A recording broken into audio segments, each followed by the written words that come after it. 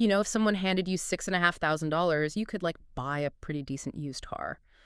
But today, for this deep dive, we are looking at a spec sheet for something that costs exactly that much. $6,495. And it is literally just a single camera. The Bolin Technology R9-418NW PTZ camera, to be exact. Yeah, and looking under the hood of this spec sheet, it has just as many complex engineering systems as that used car. Right, and that is our mission today, to decode these really dense technical specs and figure out how modern high-end live broadcasting and, virtual reality productions actually work behind the scenes, because I really need to understand why one indoor camera costs as much as a sedan. Well, we have to start by looking at the baseline requirement for any professional broadcast, which is how it physically gathers light. Right. So this Bolin camera uses a massive Sony 1-inch 4K CMOS sensor, and it's paired with a Zeiss Variosonor T-lens. Wow, a 1-inch sensor on a PTZ. Yeah, exactly. And it also has an 18x zoom range in 4K, extending to 24x if you drop the resolution down to 1080p.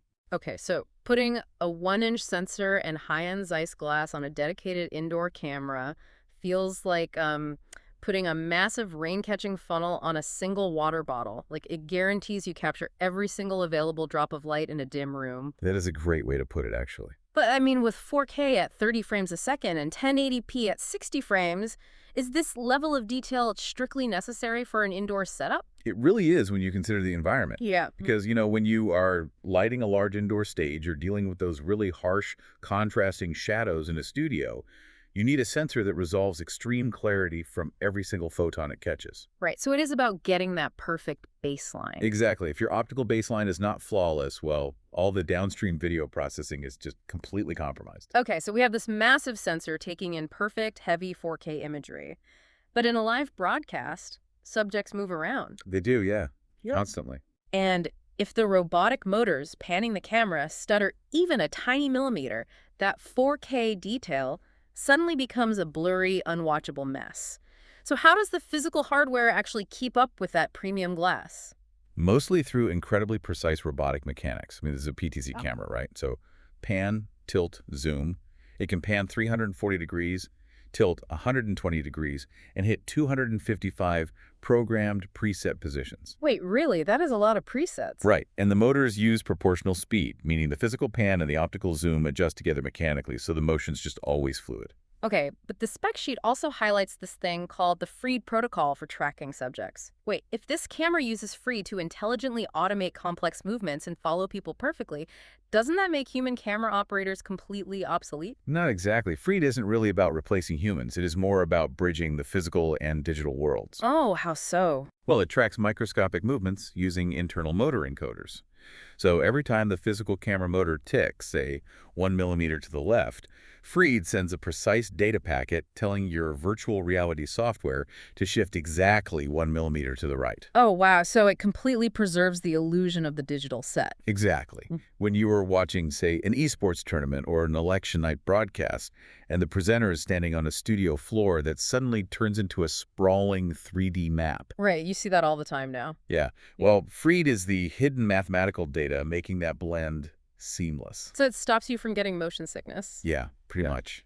It keeps the real and the virtual perfectly locked together. I am trying to picture the back of this camera now, because if we are capturing massive 4K video perfectly synced to a virtual world, outputting all that data without lagging must require intense processing power. Oh, absolutely. It is a heavy lift. Why not just output one single video feed and let a broadcast truck split it up later? Well, mainly because modern setups demand extreme efficiency.